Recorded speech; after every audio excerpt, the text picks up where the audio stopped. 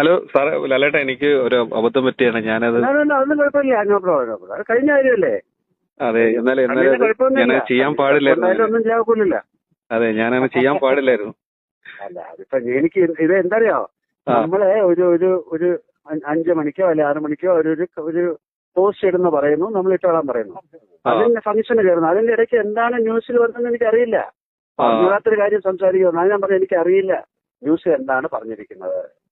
അപ്പൊ അറിഞ്ഞൂടാത്തൊരു കാര്യം ഞാൻ നിങ്ങളോട് സംസാരിക്കാൻ പറ്റില്ല. അതുകൊണ്ടാണ് ഞാൻ പറഞ്ഞത് എനിക്കറിയില്ല, അറിഞ്ഞിട്ട് പറയാന്ന് പറഞ്ഞു. അതെ അതെ, ഞാൻ ആ ഒരു ആവേശത്തിന് വെച്ചുപോയത്, മൈക്ക് വെച്ചുപോയത്.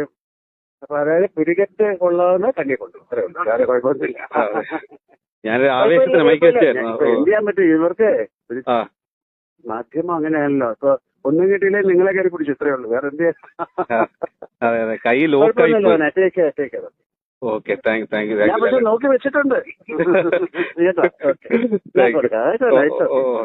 എന്നാ ഒരു മിനിറ്റ്. സമാധാനമായില്ലേ?